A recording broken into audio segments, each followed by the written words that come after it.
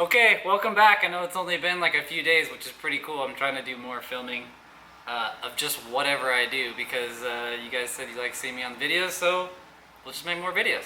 Anyway, this is a Acura Integra transmission, and I don't know if all of you guys know, but we have a hatchback, like a Honda Civic hatchback. It's Panda's other car, and it's going to be just a drag race Honda. Like, we started it a while back. It kind of took a back burner when we did the twin turbo project, and now we're slowly trying to make steps to get it going. So I'll put the intro and then I'll show you what I'm doing.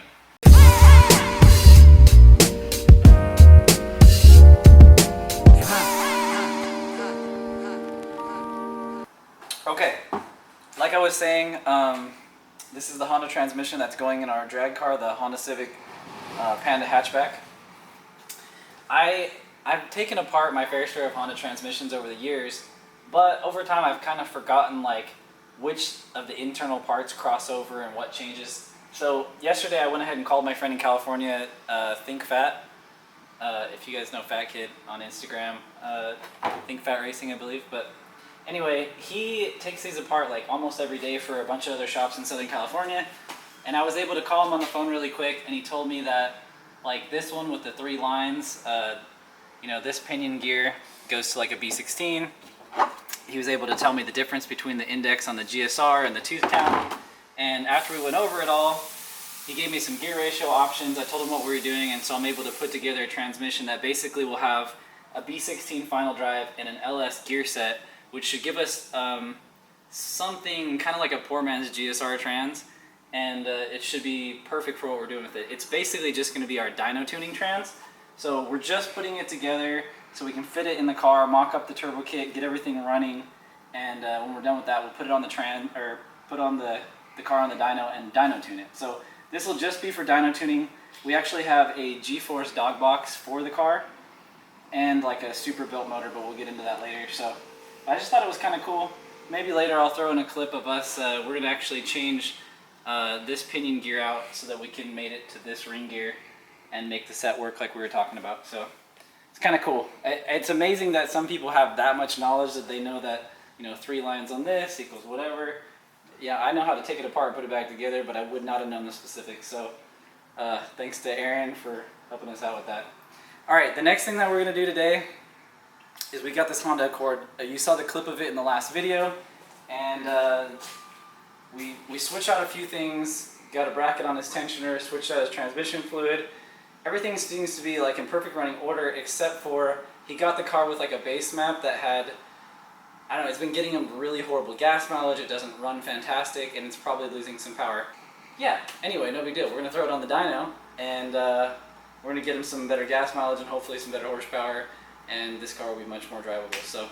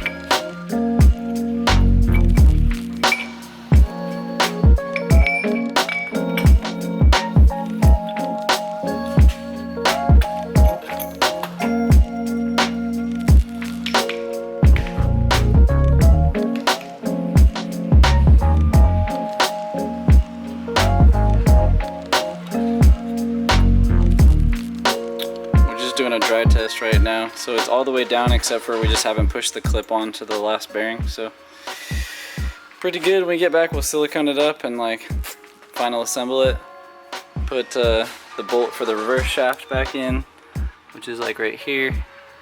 And you know, put all the detents. These like hold your gears with that like springy feeling up and down on the shift works. Yeah, put the sensor and the bolts in and we're done. This actually went together like super easy. Okay, now that we got this all done, I can basically have our trans ready to go for when we get on the dyno. I've been meaning to do this for like almost a year. I've had 2 broken trannies sitting under the bench for like ever, and I just kept them because it's free and I can use them for data logging and whatnot. So this should be perfect for you know, just breaking in our new motor on the drag car. So.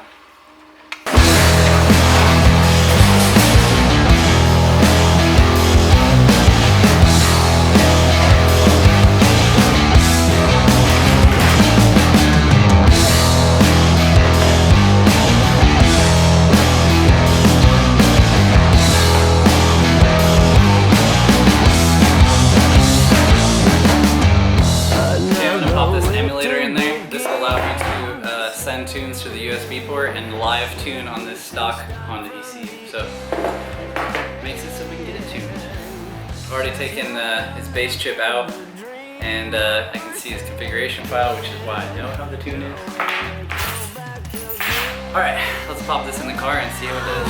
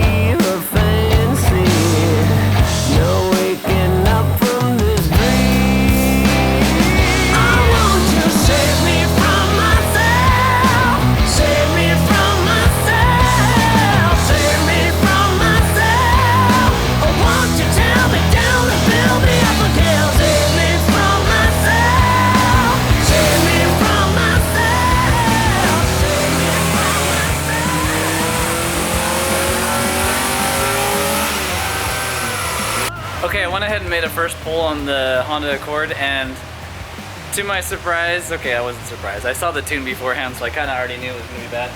But check it out right here. This is the torque. This is the horsepower. A whopping 139. And this black one is the air-fuel ratio. And it's just kind of like all over the place, and then just goes super rich at the end. But you know, a lot of times I like to make a poll on what's on the car for comparison, so that way the customer can get an idea of the improvement. Because when you're on a dyno, it doesn't really matter what the number is, it mostly matters on your improvement. So.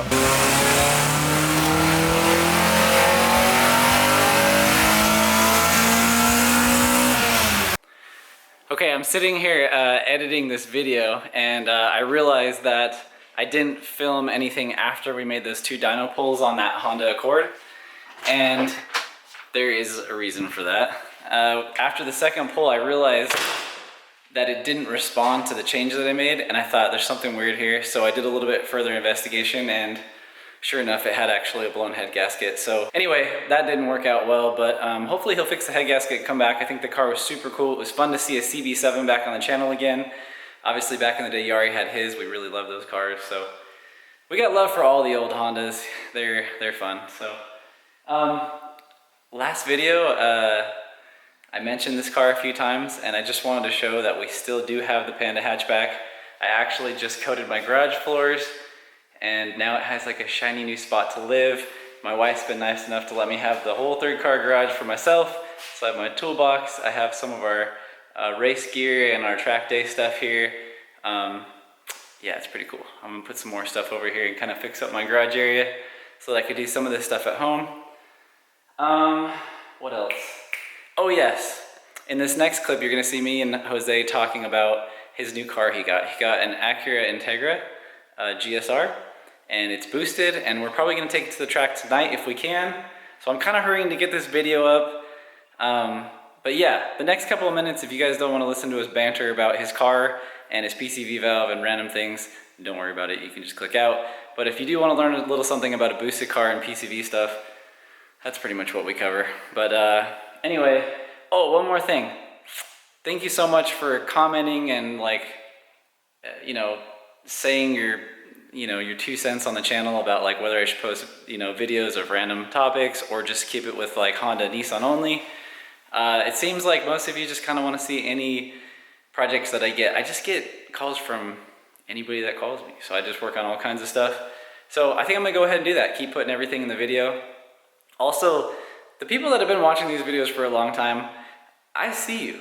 I see you comment. I see your little like profile picture in the thing, and I remember. So when you guys ask me questions about your car, and I know you've been on the channel for a while, I try my very, very best to answer your questions because I would want answers, to try to help my project along, and I want to help you guys too. So anyway, thanks for sticking with me. I know I took kind of a break from YouTube, and I'm glad to be back. We're gonna put a bunch more content on the channel. I think I need to do some videos on different topics to kind of like clarify some stuff that you guys might have questions about. So I'm hoping to kind of do that. Anyway, I'm gonna close up this video for now. Maybe the next video will have some drag race stuff with Jose. Hopefully that goes well with his brand new GSR. But all right guys, take it easy and I'll catch you in the next one.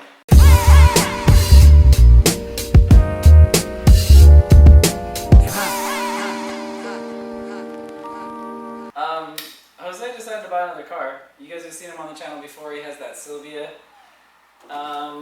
We still have that Sylvia. He still has the Sylvia. Yeah. He's still working on it. He's doing some crazy stuff. It'll be back on the channel in a little while, but in the meantime, he decided to upgrade from 2005 Honda Civic EX to this, which is like a boosted GSR, which is awesome. A lot more fun, I would say.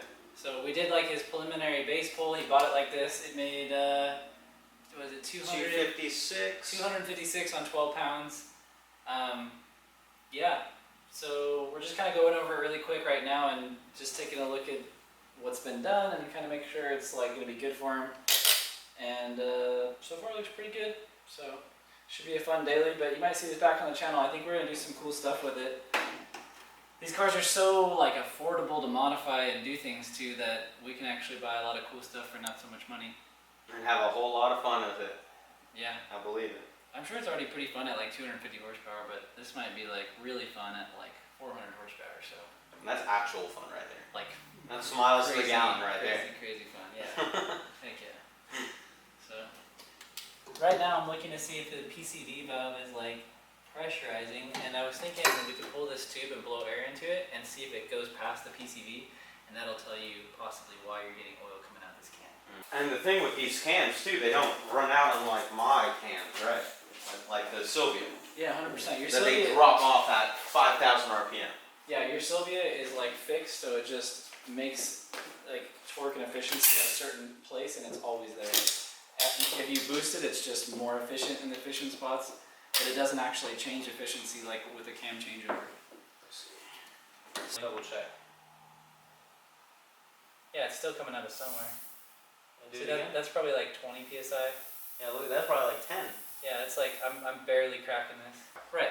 Another thing that people don't always know is that the oily, gassy vapor that comes out of your like crankcase, when you put it back into the intake, all that slime goes into your motor. Yeah, it's not so much that it's sludgy or slimy; it just really doesn't burn. And anything that doesn't burn just stays and creates carbon buildup. Well, you just lose horsepower too. So like a lot of times.